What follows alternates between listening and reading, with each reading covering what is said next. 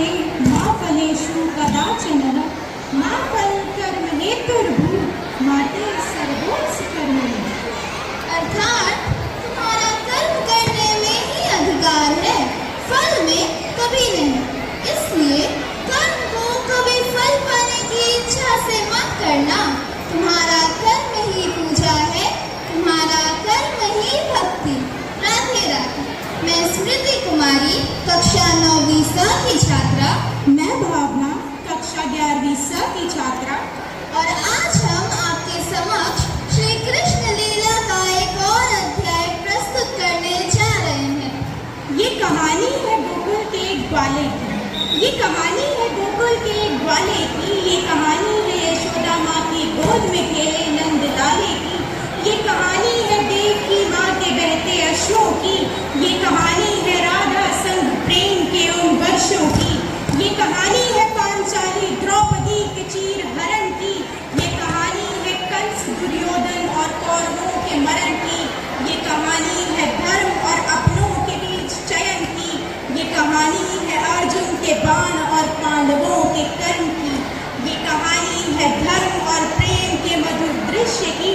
ये कहानी है नारायण अवतार वसुदेव कृष्ण की। जय श्री कृष्ण। ये कथा है उस योद्धा की जिसने अन्याय का अंत किया, उस अवतार की जिसने धरती पर धर्म की स्थापना की। आज हम देखेंगे कैसे कंस के अंत के बाद श्री कृष्ण बने द्वारका के महाराजा, एक ऐसा राजा जो न्याय, प्रेम और भक्ति का प्रतीक बना। तो आइए चले उस पावन यात्रा की ओर। मथुरा के कंस का अंत हो चुका था। श्री कृष्ण ने अत्याचार को मिटाकर धर्म की लौ फिर से जलाई। मथुरा की प्रजा हर्षित तो थी, किंतु संकट अभी टला नहीं था। मगध नरेश जरासंध बार बार मथुरा पर आक्रमण करने लगा। अब श्री कृष्ण को एक नई नगरी बसानी थी, एक ऐसा स्थान जहाँ धर्म सुरक्षित रहे और प्रजा हर्षित हो सके। श्री कृष्ण ने समुद्र के किनारे द्वारका नगरी बसाई।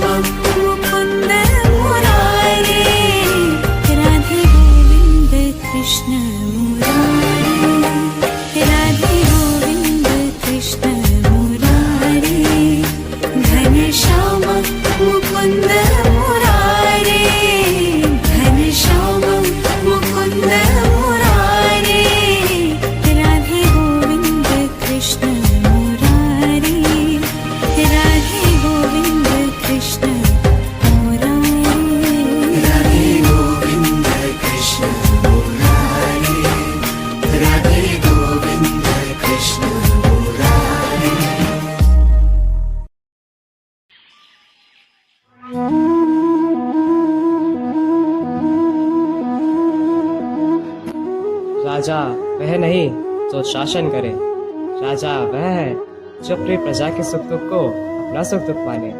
मैं तुम्हारा राजा हूँ, तुम्हारा सेवक हूँ। जब तक धर्म जीवित है, द्वारका अमर रहे।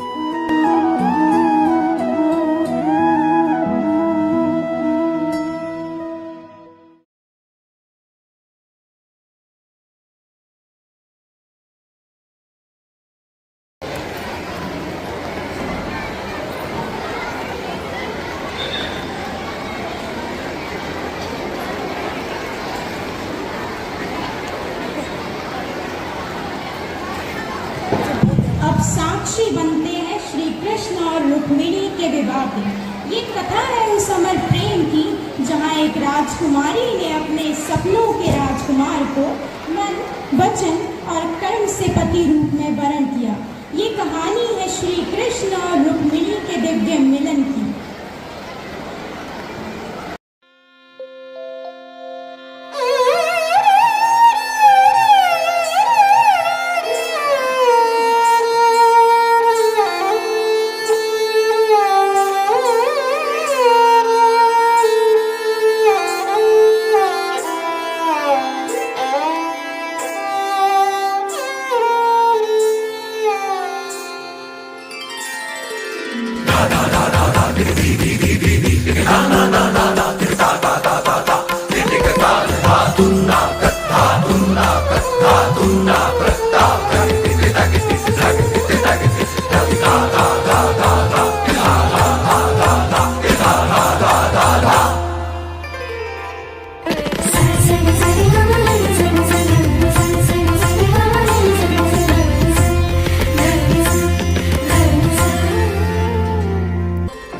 शाम ढले पर शाम न आए, हृदय की पीड़ा कहत न जाए। शाम ढले पर शाम न आए, हृदय की पीड़ा कहत न जाए। बिरहा की मारे में जमुना के तीर, बिरहा की मारे में जमुना के तीर, चंचल हृदय में कैसे धरूं धीर। कान्हा कान्हा कान्हा तो से हृदय न जोड़ूंगी, बैरी बांसुरी की धुन पे ना नाचूंगी। सारी धुन में गुलाल रंग शाम चरण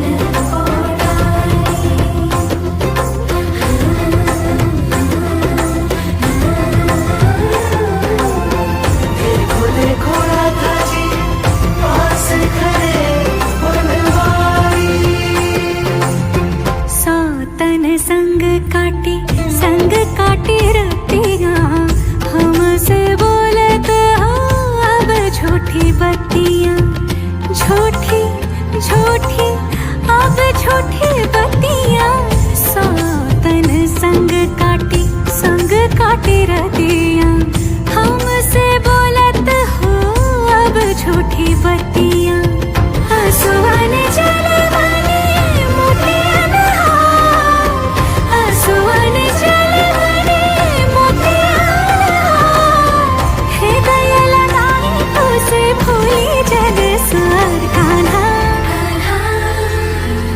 निसा निधा निधा पद म पध प म ग रे रे ग ग रे रे म म ग रे ग रे सा नि सा। मरे म प प प प म प द द द द प द नी नि नि नि नि द प।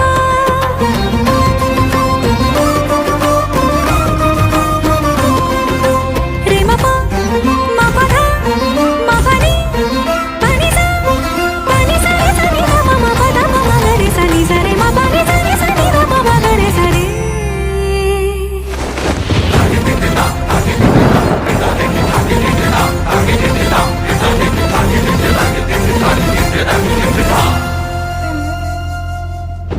कान्हा कान्हा तो सिर हृदय न जोड़ूंगी, बैरी बांसुरी की धुन पे ना नाचूंगी।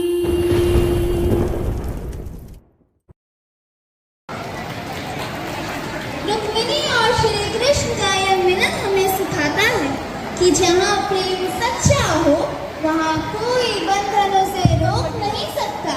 रुक्मिणी ने विश्वास किया और श्री कृष्ण ने उसे निभाया।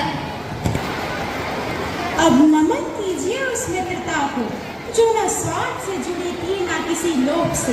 ये कथा है दो सच्चे मित्रों की, एक द्वारका के वैभवशाली राजा श्री कृष्ण और दूसरा निर्धन किंतु विद्वान ब्राह्मण सुदामा। तो आइए चलते हैं उस पावन यात्रा पर जहाँ प्रेम, समर्पण और स्नेह की पराकाष्ठा दिखाई देती है।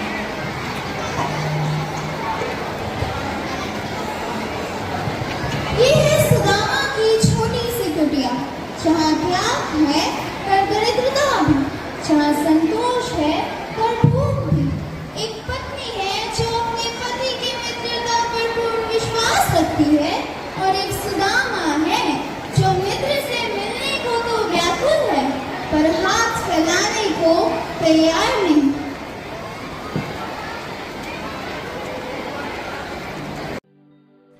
स्वामी, 3 दिन से हमारे बालक भूखे हैं। घर में अन्न नहीं, वस्त्र नहीं। क्या कभी आपने अपने सखा श्री कृष्ण को स्मरण नहीं किया? प्रिय, मित्रता में याचना कैसी? हमारी मित्रता तो बाल्यकाल की है, सच्ची व निष्कलंक। किंतु अब मन चाहता है मिलो उनसे एक बार। तो जाइए स्वामी, मित्र से मिलना अपराध नहीं। लो, मैं कुछ चिवड़ा बांध देती हूँ, भेंट स्वरूप दे दीजिए। लीजिए। तुम्हारा प्रेमी मेरी सबसे बड़ी संपत्ति है। अब मैं चलता हूँ अपने सखा से मिलने।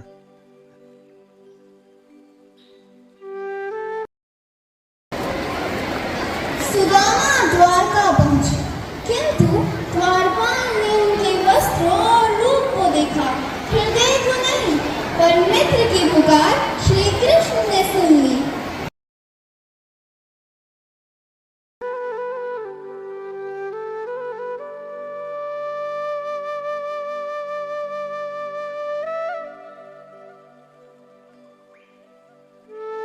हे द्वारपालो, कृपया अपने महाराजा श्री कृष्ण से कहिए, उनका बाल सखा सुदामा द्वार पर खड़ा है। तू फटे पुराने कपड़े, नंगे पाँव, वो भी श्री कृष्ण का सखा, चल हट कहीं और जा। द्वारपाल, महाराज, तुमने मेरे सखा को अंदर आने से रोका। सखा, तू मिलने आया है? ये मेरी जिंदगी का सबसे पावन क्षण है। आज द्वारका धन्य हुई। कृष्ण सुदामा, कृष्ण सुदामा, कृष्ण सुदामा, कृष्ण सुदामा। भक्ति सुदामा की, मित्रता कृष्ण की। भक्ति सुदामा की, मित्रता कृष्ण की। दोनों ने निभाई मित्रता की, बन गई युग की गाथा। भक्ति सुदामा की, मित्रता कृष्ण की। भक्ति सुदामा की, मित्रता कृष्ण की। कृष्ण सुदामा, कृष्ण सुदामा।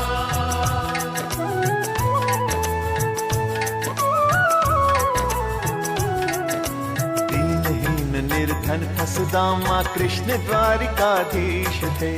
एक रंग था, एक था राजा, बचपन के 2 मीत थे। है तो सुदामा कृष्ण मित्र, पर भाग्यहीन बेचारा। पत्नी के कहने पे सुदामा द्वारिकापुरी सिधारा। द्वारपाल क्या रोक सके जो, द्वारपाल क्या रोक सके जो कृष्ण शरण में आता। भक्ति सुदामा की, मित्रता कृष्ण की। भक्ति सुदामा की, मित्रता कृष्ण की। कृष्ण सुदामा, कृष्ण सुदामा।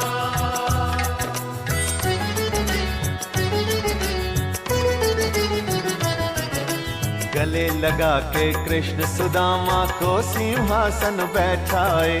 चुन चुन पाँव से कांट निकाले, आंसू से पग धोए। पत्नी ने जो दी थी पोटली, रंग सुदामा छुपा रहा। कैसे द्वारिकाधीश को दे दूं, कृष्ण से आंखें चुरा रहा। छीन लिया प्रभु जी ने पोटली, मुट्ठी भर चावल के बदले तीनों लोग दे डाला। भक्ति सुदामा की, मित्रता कृष्ण की। भक्ति सुदामा की, मित्रता कृष्ण की। कृष्ण सुदामा, कृष्ण सुदामा।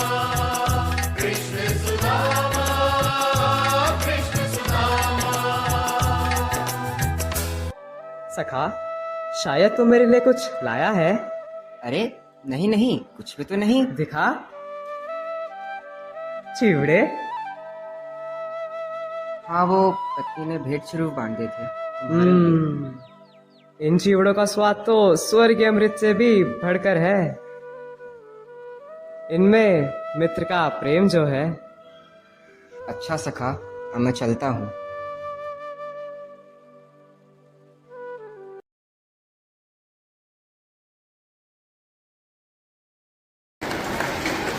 जब सुदामा लौटे तो उन्हें वैभव तो मिला नहीं, पर साथ ही मिला आत्मसम्मान। कृष्ण ने कुछ कहा नहीं, पर सब कुछ शांतिपूर्ण दे दिया। यही सच्चा सखा होता है।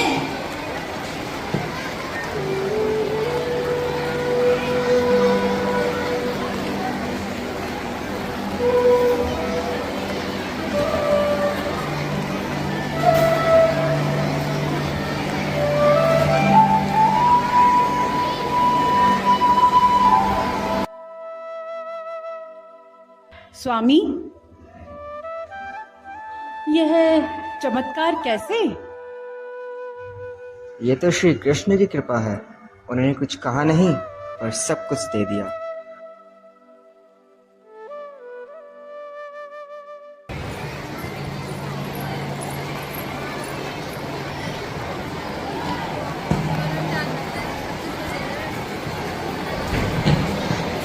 धन्य है वे कृष्ण जिन्होंने सिंहासन छोड़कर सखा के चरणों को पखारा। धन्य है वह मित्रता जहाँ कोई छोटा बड़ा नहीं, केवल प्रेम ही प्रमुख है। कृष्ण और सुदामा की यह मित्रता आज भी हमें सिखाती है कि सच्चा मित्र वही होता है जो आपके दुख में बिना बुलाए आ जाए और आपके सुख में दूर से ही मुस्कुरा दे। मित्रता का यह रूप युगों तक मानवता के लिए प्रेरणा रहेगा। आइए अब चलते हैं संसार के सबसे बड़े संग्राम की ओर, जिसने धर्म और अधर्म की रेखाओं को पुनः परिभाषित कर दिया। ये कथा है एक निडर स्त्री की, जिसने अन्याय का सामना किया उस द्रौपदी की, जिसकी पुकार को स्वयं श्री कृष्ण ने सुना, जिसके अपमान को स्वयं दुर्योधन ने बुना। ये कहानी है सभा में बैठे अधर्मियों के मरण की। ये कहानी है द्रौपदी चीर हरण। पांडवों ने खेल में अपना सब कुछ हार दिया, राज्य, वैभव, यहाँ तक कि स्वयं को भी हार लिया। लेकिन जब धर्मराज युधिष्ठिर ने द्रौपदी को दांव पर लगाया, तब एक स्त्री की मर्यादा को भी जुए के बिसात बना दिया गया। अब देखिए क्या होता है उस सभा में जहाँ सभी पुरुष मौन है और एक स्त्री चीख रही है।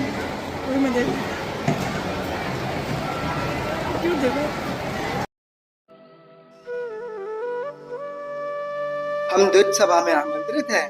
हमें नियमों का पालन करना चाहिए। भैया, यह षड्यंत्र है, यह दुर्योधन की चाल है। परंतु हम धर्म के पाथी हैं, जाना होगा।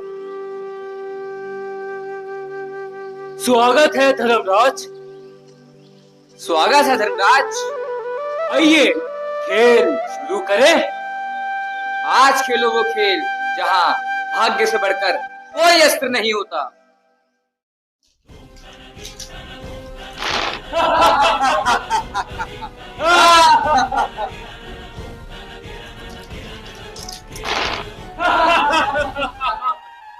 अब क्या दांव पर लगाएंगे युधिष्ठिर आप? अब दांव पर लगाने के लिए कुछ बचा ही नहीं हमारे। अरे युधिष्ठिर, अभी तो दुनिया की सबसे मूल्यवान वस्तु बची है। चाली। अगर यह राजसभा ना होती तो मैं तेरा सर अभी धड़ से अलग कर देता। भीम, अभी समय नहीं है। यह सभा धर्म की परीक्षा है। धैर्य रखो, अधर्म का विनाश निश्चित है। बोलो, खेलोगे अब आखिरी दांव? मैं द्रौपदी को दांव पर लगा। भैया,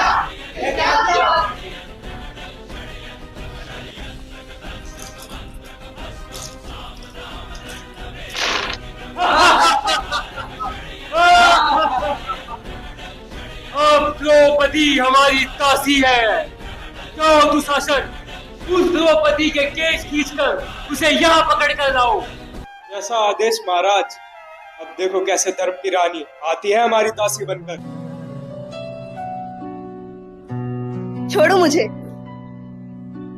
क्या यही सभ्यता है? क्या यही क्षत्रिय की मर्यादा है? तुम दासी हो, तुम्हें बोलने का कोई अधिकार नहीं। हे धर्मराज युधिष्ठिर, आपको क्या अधिकार था मुझे दांव पर लगाने का? आप स्वयं ही सब कुछ हार चुके थे। द्रौपदी अब कुलवती नहीं, 5 पतियों की पत्नी होकर वह क्या धर्म की बातें करती है। हे सभा के ज्ञानीजन, क्या मेरी नायिका का इतना ही मूल्य है? चलो अब इस द्रौपदी की चीर हरण की लीला देखी जाए। दुर्योधन, भूलो मत भीम, अब तुम मेरे दास हो। हे केशव, हे माधव, हे गोविंदा, अब मेरी लाज आपके ही हाथों में है। मैं हार चुकी हूँ सखा, मेरी रक्षा करो।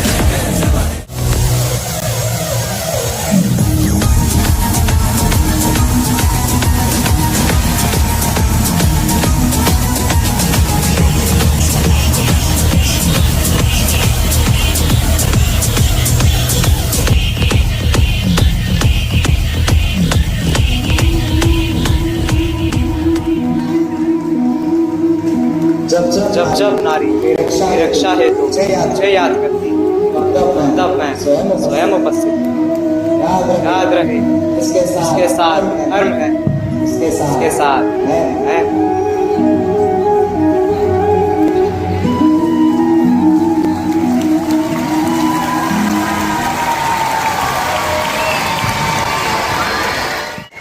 यह केवल एक घटना नहीं थी, बल्कि युगों युगों तक गूंजने वाली पुकार थी।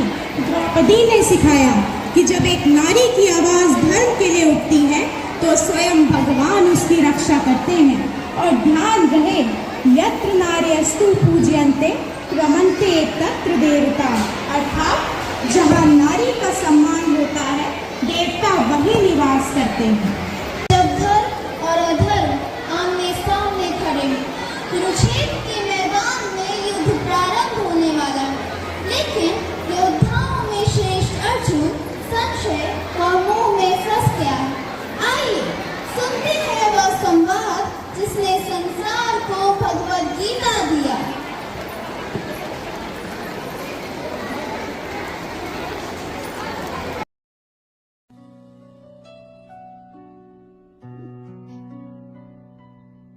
माधव,